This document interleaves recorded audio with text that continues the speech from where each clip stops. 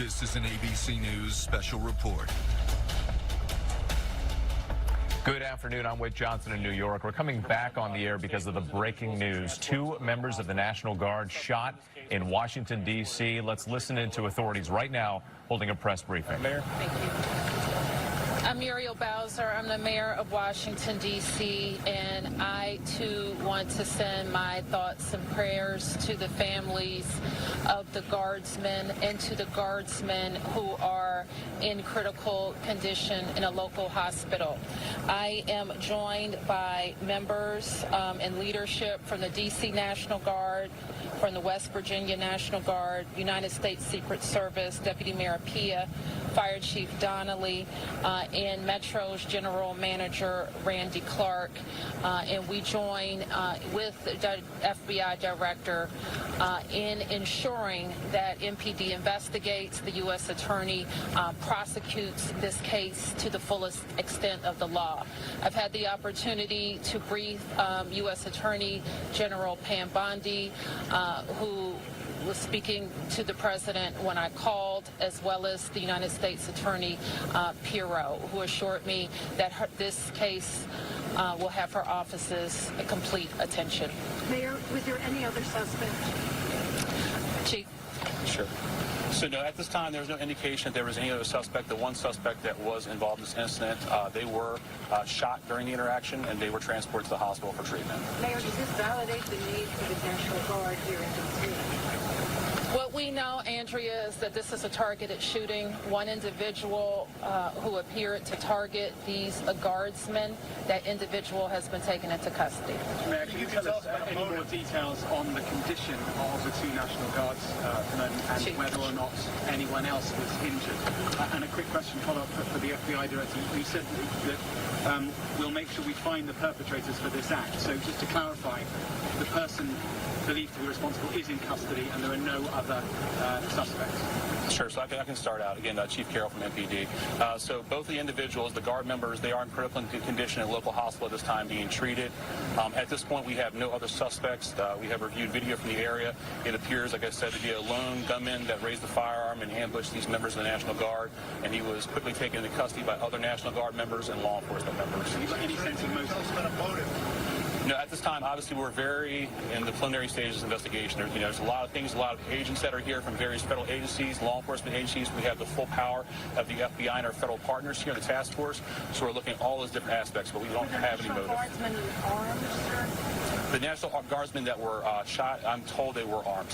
Did they get off shot? At this time, that's part of the preliminary investigation. We know how the suspect was Chief. Sure. So how the suspect was apprehended, as I said, the individual, the suspect came around the corner. He immediately started firing a firearm at the 2 National Guard members. So at that time, there were other National Guard members that were in the area. They heard the gunfire. They actually were able to intervene and to kind of hold down the suspect after he had been shot on the ground until law enforcement got there within moments. And he was shot by a National Guardsman? At this point, we're still investigating exactly who shot the individual. It's not clear at this time. Were there DC policemen in the area?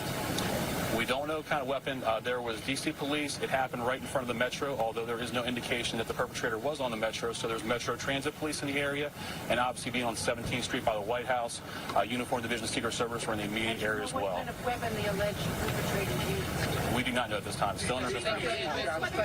We're going to be able to take a couple more. Has been able to question the suspect, or is his condition so severe that you haven't been able to have a conversation? Sure. Again, so as I said, we're very preliminary in the investigation, so we're looking into all aspects of who the individual is, his connections. At this time, he's still in the hospital receiving treatment. And I would just like, hang on, I would just like to add, the reason that this suspect is in custody is because of the bravery of the men and women of the National Guard who responded.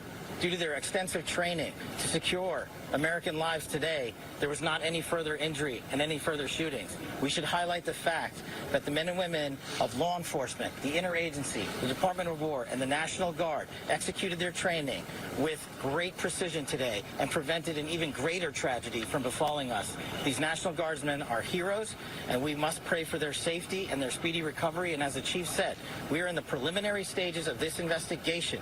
We will run down every single lead, every piece of evidence, This is the power of the U.S. government at its best at the state, local, and federal level. That is why this interagency group is standing behind us to assure America and the world that we will continue to keep D.C. safe. And thankfully, we have Metropolitan Police Department, the National Guardsmen, and federal agents, and the Department of Justice and Attorney General willing to prosecute the mission to keep Americans safe.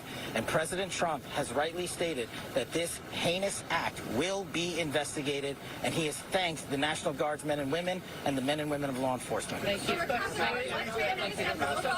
suspect say anything at the time? Why did the West Virginia governor... And you're watching a press briefing there in Washington, D.C., including Mayor Muriel Bowser of Washington, D.C., the FBI Director Kash Patel, and other officials who are giving an update on this shooting that happened just a couple of blocks from the White House. 2 members of the National Guard, a male and a female, shot and seriously wounded, both sent to area hospitals in critical condition. Officials saying they're the suspect, the lone suspect, appeared to target these members of the National Guard. That suspect was also shot in an exchange of gunfire and is now in custody in a local hospital. Let's go ahead and check in with ABC's Jay O'Brien, who's on the scene right now. Jay, beyond what we learned in the press conference, what more can you tell us about what happened there at the scene?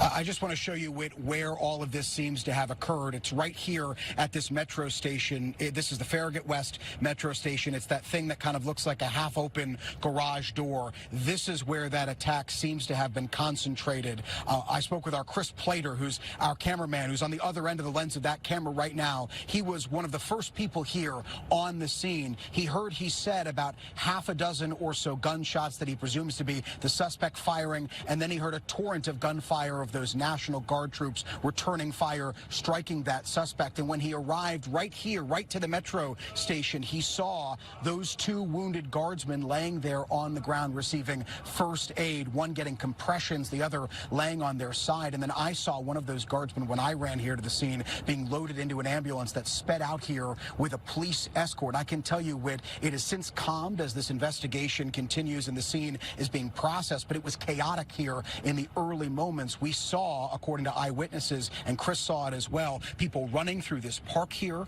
for safety. And then, of course, we saw those National Guard troops who have been stationed across Washington, D.C. for months now, running here to this scene to check on the status of their brothers in arms. As I ran here to cover the story, I was behind 3 or so National Guard troops on their cell phones sprinting here to this metro station, trying to get a sense of what transpired. All right, Jay O'Brien for us. We appreciate it. Let's bring in ABC's Chief Justice correspondent Pierre Thomas, because, Pierre, there were also some conflicting reports about the conditions of the 2 members of the National Guard. There was some information put out by the governor of West Virginia. These 2 Guard members are from West Virginia, but at the presser, officials were saying that they are listing them both in critical condition. What more could you tell us about them, and then also what we know about this now targeted attack? Well, with the information the governor put out, thankfully turned out not to be accurate. The governor did, in fact, put out that both National Guardsmen had been killed in this attack.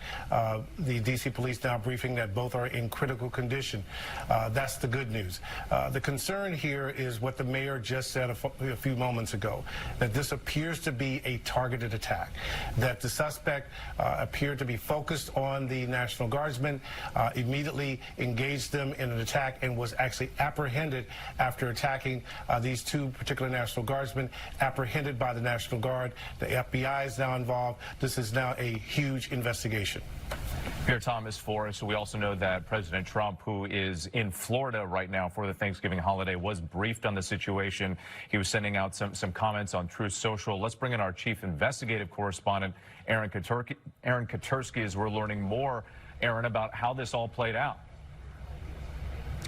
In addition to being targeted, as Pierre noted, the authorities said that the suspect appeared to ambush the National Guard troops who were on patrol near the metro station in Washington, D.C. A key focus of the investigation now is any video that the authorities can find to show what went on, so the authorities can establish a motive for sure. But the nature of the injuries leads them to believe this was targeted and an ambush, and the authorities are urgently working to track the background of the suspect. All right, Aaron, thank you. Let's bring in Chief Global Affairs correspondent Martha Raddatz. Martha, we know that these members of the National Guard were deployed to D.C., part of the crackdown on violent crime there. They were here exactly for that reason, but they were in a neighborhood where there was not high crime. It is our neighborhood here, about 3 blocks from where we are, just a few blocks from the White House. The chief said that the suspect raised a firearm and ambushed them, and we can only say that that is likely just because they were wearing that National Guard uniform. That is clearly what the FBI director thinks. That is what the Secretary of Defense said as well, that they were targeted because they are National Guard in this city. Remember, they are citizen soldiers who live back in West Virginia, have regular jobs, and are volunteers for the National Guard. Yeah, just an awful scene playing out in Washington, D.C. Martha, thank you. And we're going to send you back to regular programming right now. For some of you, that is your local news. Our coverage will continue on ABC News Live and abcnews.com. And then I'll be back with our entire team on World News Tonight. I'm Whit Johnson in New York. Have a great day. This has been a special report.